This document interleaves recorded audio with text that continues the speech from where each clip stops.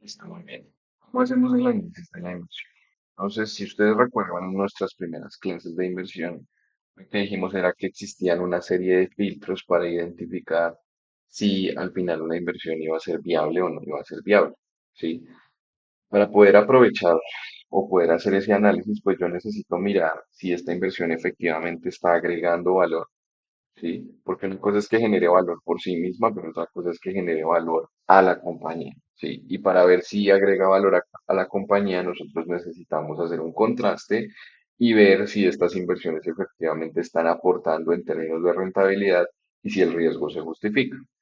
Entonces, para poder hacer ese análisis, lo que debemos hacer es trasladar toda la información que requerimos de las hojas de operación e inversión. Acá en este caso lo que hice fue trasladar el total de tiendas, el ingreso de las nuevas tiendas, el margen por países, el margen bruto por país, eh, en dinero. Este está en dinero y este está en porcentaje.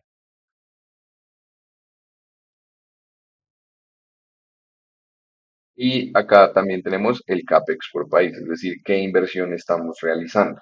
¿M?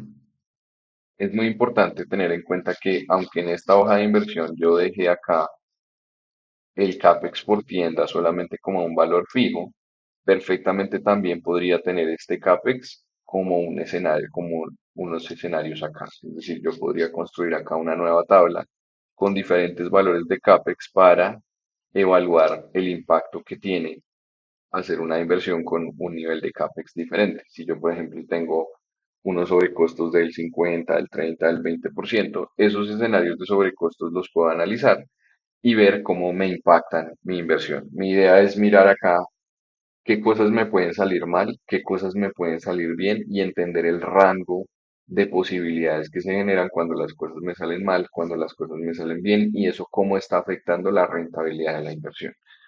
Entonces traemos toda la información que requiramos, luego la llevamos en la medida de lo posible, esto no es indispensable, pero en la medida de lo posible a la unidad mínima de inversión. ¿Por qué esto es importante? Porque esto me ayuda a entender a nivel de la unidad mínima qué es lo que yo tengo que lograr en cada una de las unidades para que la inversión sea rentable. Entonces, por ejemplo, acá yo estoy haciéndolo todo, lo que hicimos en este ejercicio fue hacerlo todo a nivel de métricas por tienda. Y para poderlo, porque en este caso lo que necesitamos saber es a nivel de tienda qué es lo que necesitamos que pase con cada una de ellas para saber que efectivamente cada una está cumpliendo.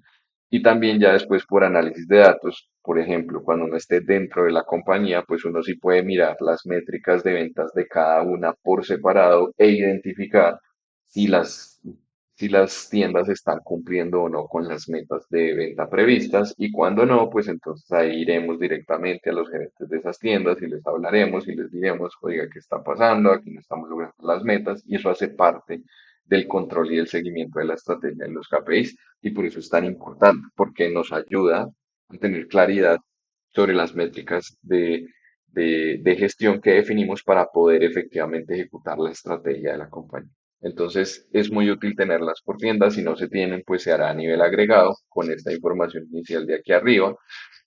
Pero en la medida de lo posible hay que tratar de llegar a métricas en términos de KPIs para que podamos tener mayor control sobre la gestión.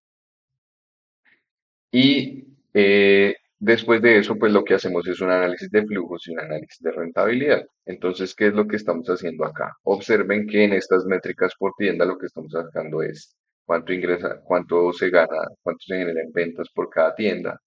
Estamos partiendo de los mismos márgenes brutos que se tienen en general para cada una de las operaciones en estos países y estamos promediando los gastos al número de tiendas que están abiertas en cada momento. Por eso necesitábamos acá el total de las tiendas nuevas. Fíjense que acá estamos promediando los gastos nuevos que se generan por tienda, teniendo en cuenta la información que teníamos acá en inversión de cuánto era el gasto por tienda. Entonces acá estamos sacando el gasto que corresponde a las tiendas nuevas. ¿Sí? Entonces estamos sacando el gasto por tienda que es nuevo. ¿Listo? Entonces, eso es lo que estamos llevando allí, el gasto por tienda nuevo, ¿vale? Entonces, ¿qué lo otro? de esta métrica que tenemos acá en la hoja de operación, el gasto aproximado por tienda. Como les decía, cuando estamos por fuera de la compañía, pues lo más cercano a lo que podemos llegar es, salvo que ellos nos den el dato, a promediarlo. Y cuando no, pues lo que hacemos es tomar la información de base que tenemos dentro de la compañía y utilizar pues la información de mayor calidad que tengamos. Ese es como el principio para trabajar con esto. Luego sacamos el EBIT y el NOPAT por cada tienda y tenemos el CAPEX inicial por cada tienda, incluyendo también su CAPEX de mantenimiento, que debemos incluirlo en el flujo. Luego lo que hacemos es hacer el cálculo del flujo de caja libre para cada tienda, para cada tipo de tienda, en Colombia, en Uruguay, en Argentina y consolidado para ver el proyecto como un todo. Y observen que acá, pues por supuesto, si fuéramos a calcular un flujo de caja libre, nos está faltando el capital de trabajo. Pero como eso todavía no lo hemos visto, todavía no lo vamos a incluir. Podemos hacer el análisis sin eso por ahora, pero eso no significa que en la vida práctica lo tengamos que hacer sin eso. Cuando lo hagamos en la vida práctica, tenemos que tener todo incluido. Acá simplemente por fines pedagógicos estamos haciendo esto paso a paso. Luego de que yo tengo estos flujos, pues entonces acá sí ya puedo empezar a hacer una cosa muy interesante. Yo tengo los flujos y también lo que debo hacer es empezar a construir unas métricas de rentabilidad. ¿Cuáles? Las que ustedes ya conocen, las que ya revisaron en proyectos, las que ya han analizado en otras clases de análisis financiero y de matemáticas financieras. Entonces, ¿qué tenemos acá? El BPN, que es básicamente traer este flujo de caja libre con el WACC de la compañía. Acá por simplicidad lo estoy haciendo con el WACC de la compañía, pero en la práctica lo que yo debería utilizar es el WACC que tengo para cada una de las diferentes operaciones en cada uno de los diferentes países o líneas, ¿sí? Porque yo puedo sacar un WACC para cada una de esas y poder identificar su desempeño. Entonces, en la práctica debería hacerlo de nuevo con la mejor información que yo tenga disponible, pero en este caso vamos a hacerlo con la del total de la compañía, que también nos funciona bien, al no tener más información que sea más precisa. Y entonces estamos sacando el VPN en cada uno. Entonces observen que estamos sacando el VPN en cada uno. Entendemos por lo que vimos en clase que pues en la medida en que este VPN sea positivo, lo que estamos diciendo es que la rentabilidad del proyecto supera el costo de los recursos y en ese sentido está creando valor. También dijimos en clase que este valor que está acá lo podemos entender como el valor que efectivamente crea esa inversión para la compañía. Entonces, en este caso, el proyecto consolidado genera 26.000 millones de pesos y el que más pone a ese crecimiento es Uruguay y Argentina. Observen que tal cual como están construidas las métricas hoy, lo que nos muestra es que así en el escenario que estamos planteando acá, con los supuestos que están acá, miren que Colombia no está creando valor. O sea que esta estrategia, que si recuerdan en el video anterior era el 75%, no está creando valor. ¿Por qué no lo crea? Pues básicamente el problema aparte de acá, si ustedes miran el ingreso versus el margen los gastos y demás, después de descontarle eso, observen que la operación da deficitaria.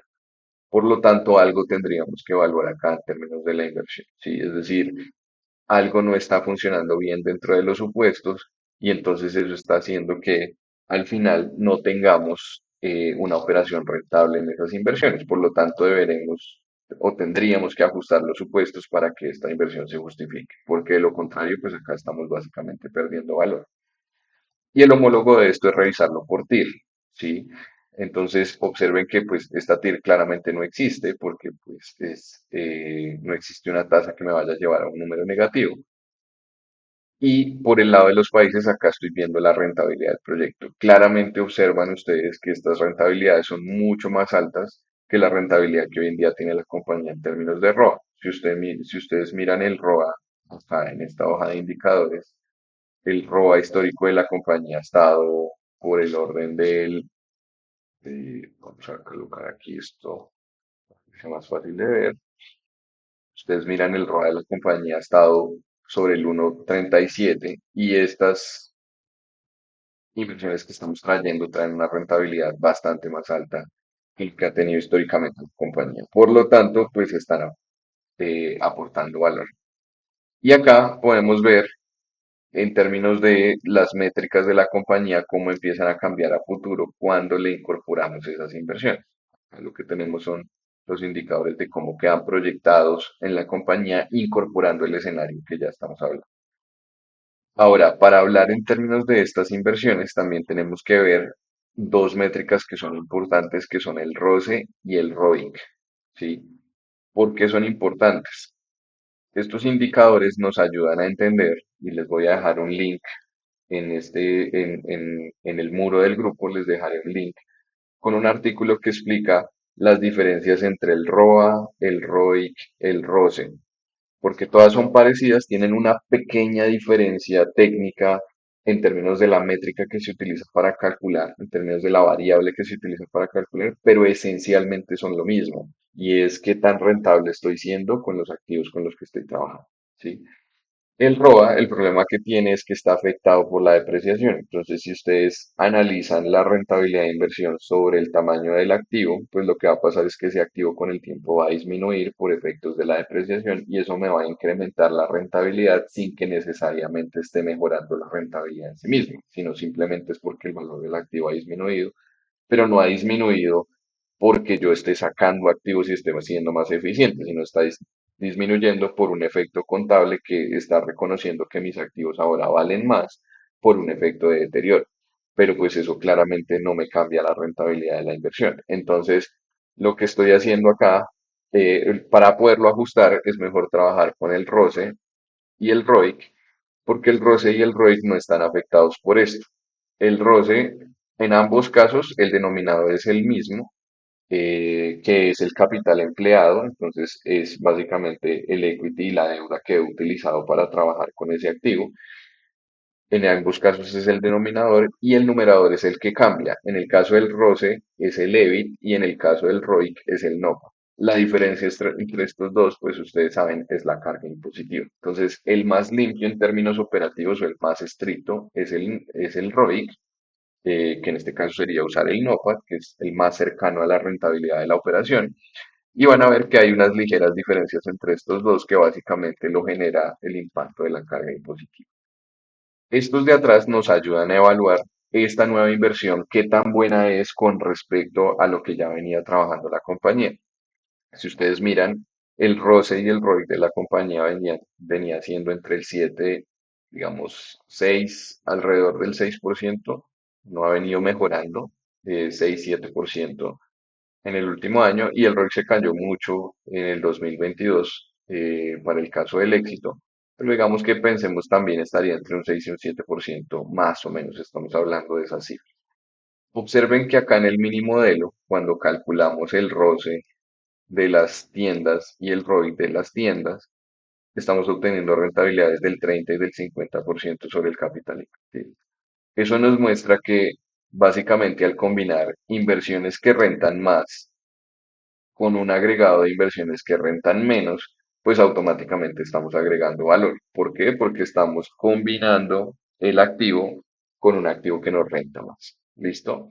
Ahora, lo que queremos entender es, de acuerdo con el cambio de escenarios, ¿sí? En el caso de ustedes, lo que tienen que hacer es, cuando coloquen acá sus escenarios de riesgo, recuerden que yo les decía que el escenario uno y 2 típicamente es como para mostrar los escenarios negativos, el 3 es el base, dependiendo de yo qué tanto me quiera sesgar hacia la baja o hacia el alza, pues miraré los escenarios. Si quiero mirarlo más simétrico, trato de pensar en que el escenario uno y 2 sean los escenarios negativos y los escenarios 4 y 5 sean los escenarios positivos y el escenario 3 más cercano al escenario base. Pero también yo podría sesgarlo un poco y decir el escenario base va a ser el 4, de ahí para arriba voy a mirar todo lo que sea negativo y voy a considerar un escenario ligeramente positivo. Esto sobre todo se utiliza cuando yo quiero ser más conservador con respecto al riesgo. Si quiero ser más agresivo con respecto al riesgo, pues puedo hacerlo al contrario. De hecho, puedo mirar escenarios positivos desde el 2 hacia arriba y solamente un escenario negativo, digamos, catastrófico en el uno, pero lo que me interesa es el rango de posibilidades a partir del escenario base en el 2. ¿Sí? Entonces, yo puedo sesgar o cuadrar esta distribución de escenarios como yo quiera, pero lo importante es que yo pueda evaluar la inversión desde la perspectiva que nos interesa. Entonces vimos en clase que una cosa importantísima era era en términos de la aversión al riesgo e identificar si esa inversión si esa inversión cumplía con unos parámetros de aversión al riesgo para la compañía en la cual estamos trabajando. Es muy difícil saber desde afuera cuál es el nivel de aversión al riesgo que tiene la compañía, es difícil, pero lo que sí deberíamos acá, en términos de ustedes, lo que quisiera que analizara es cuál es el rango de variabilidad en estas rentabilidades, en estos flujos, en estas TIR, cuando ustedes modifican sus supuestos de acuerdo con lo que ustedes estudiaron que podría llegar a salir bien o salir mal en esta hoja de operación, ¿sí? Entonces, ustedes identificaron que si les iba bien con un producto crecían a X%, si no les iba bien crecían o no crecían. Entonces, ¿cómo cambian estas rentabilidades? En algunos casos serán cero, en otros casos serán negativas, porque fíjense que, por ejemplo, en el caso de lo que hablábamos en un principio en una exposición, bueno, si yo no vendo más, pues no pasa nada, pero resulta que si yo ya tuve que incorporar una inversión para vender ese más y yo no vendo más, entonces automáticamente pierdo esa plata y esa rentabilidad sería aquí negativa. O si lo que estoy incorporando no agrega valor, como en el caso que estamos viendo acá en la operación de Colombia, pues me va a dar una rentabilidad negativa y en ese caso, pues no voy a querer realizar esa inversión. Ese es el primer elemento que es importante.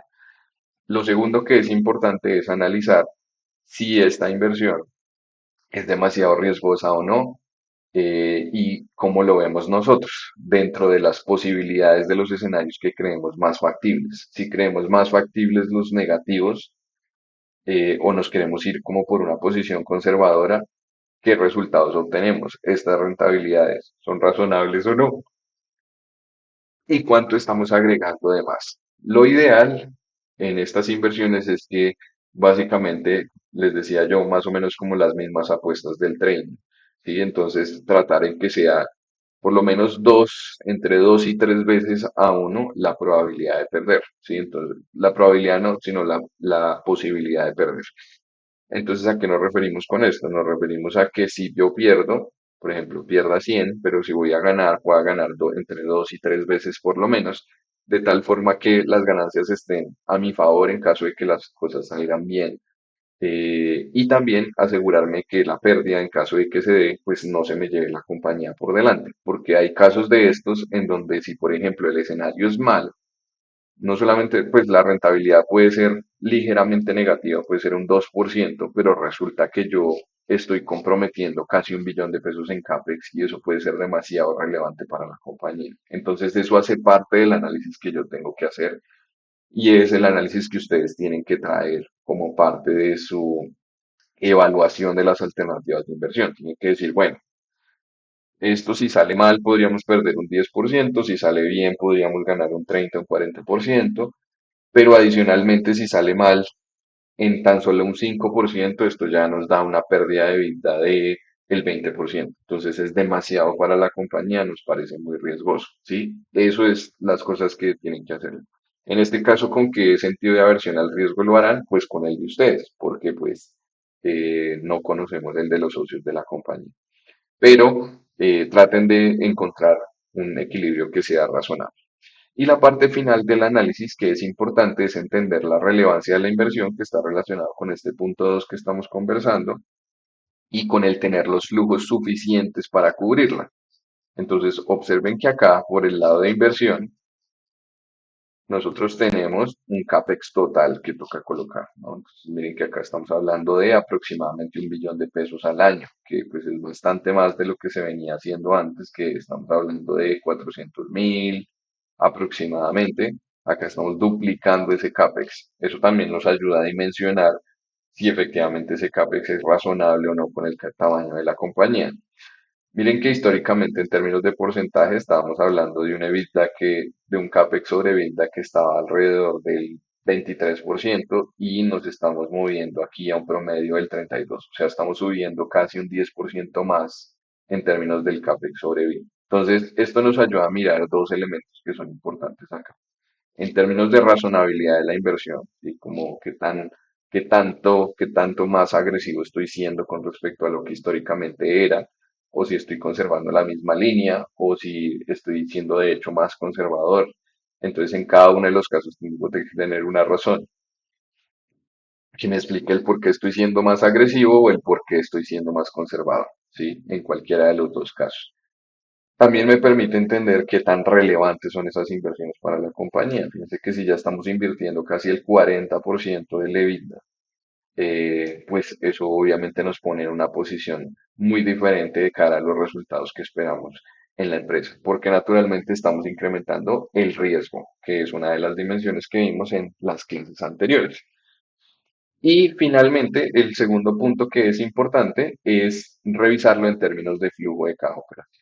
Entonces, lo que debemos hacer, que de hecho acá me faltó incluir la métrica, pero debemos calcular el flujo de caja operativo.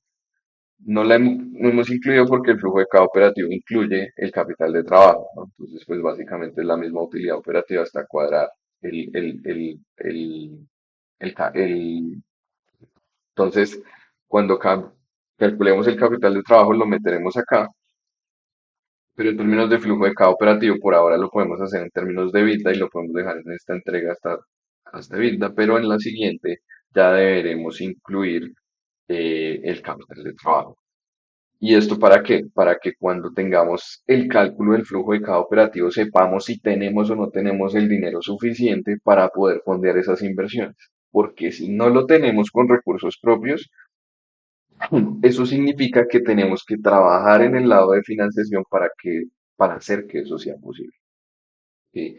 Y eso nos da la introducción perfecta para empezar a hablar de todos los temas de financiación, que es cómo yo consigo los recursos para ejecutar las estrategias que tengo en mente y que ya vienen aprobadas y que ya cruzaron todos los filtros. Fíjense que partimos de la primera lógica que es, primero yo analizo una compañía y veo por dónde, genero ideas de por dónde podría mejorar su valor o optimizar sus capacidades. En la segunda etapa, que fue la que vimos acá en operación, lo que hacemos es aterrizar esas ideas a supuestos específicos, ¿sí? Aterrizarlas a supuestos específicos y KPIs de tal forma que nos permita diseñar una estrategia a partir de unos indicadores claros de gestión que nos den una claridad y nos aterricen esas ideas y nos muestren que efectivamente existe un potencial de creación de valor. Y luego nos movemos a la parte de inversión y en la parte de inversión lo que hacemos es optimizar la rentabilidad de esa inversión. Ya sabemos que esa inversión tiene un potencial para crear valor, eso ya lo sabemos en la parte de operación. En la parte de inversión lo que hacemos es optimizarlo. Entonces, al mirar estos mini modelos, lo que hacemos es, si estas rentabilidades no son suficientes, entonces ahí aplica todo lo que vimos en las últimas clases de, bueno, si no es abriendo una tienda nueva, entonces, ¿cómo hacemos? ¿Sí? ¿Qué otra cosa nos daría esas ventas que necesitamos para poder llegar a ese mismo objetivo? Entonces, si recuerdan que en clases vimos el caso de cuando yo me quiero expandir en otro país, tengo varias opciones: adquirir una compañía, abrir una tienda, arrendar un espacio entre otra tienda que es una marca complementaria. Bueno, en fin, tengo varias opciones, solo manejarlo por plataforma web. Tengo varias opciones. Entonces, la idea es aquí pensar cuál es la mejor forma o incluso si es viable, pues si existe una mejor forma de ejecutar esa inversión. Y por eso dentro de las métricas de calificación del trabajo está la creatividad que ustedes tienen para diseñar esa inversión de tal forma que consuma la menor cantidad de recursos posibles y sea lo más rentable. De nuevo, teniendo presente siempre que el criterio es ser óptimo, ser eficiente en el uso de los recursos, más no tacaño, ¿no? Son dos cosas muy, muy diferentes y que no se pueden olvidar jamás. Ahí ilustran también ustedes o pueden ver con claridad el uso de los indicadores y cómo eso nos ayuda a entender si lo que estamos haciendo tiene sentido o no con respecto a las cifras que tiene la compañía. ¿Listo? En la última temporada ya entonces entenderemos hasta aquí. La conclusión a la que debemos llegar es cuánta plata se necesita. ¿Sí? ¿Cuánta plata se necesita para poder trabajar? Y en el siguiente capítulo, entonces, lo que veremos es cómo conseguir esos recursos que nos faltan o cómo hacer esas inversiones viables a partir de algo que vamos a denominar ingeniería financiera. Eso es lo que se trata el último capítulo. ¿Listo? Entonces, espero les haya gustado y les sirva mucho para preparar sus entregas. Como siempre, estos videos quedarán colgados y junto con la plantilla dentro de Teams, de tal forma que ustedes los puedan utilizar como guía y como referencia para sus propios. Cualquier inquietud, no duden en preguntarme en clase o por los medios digitales que hemos diseñado para el curso. Muchas gracias.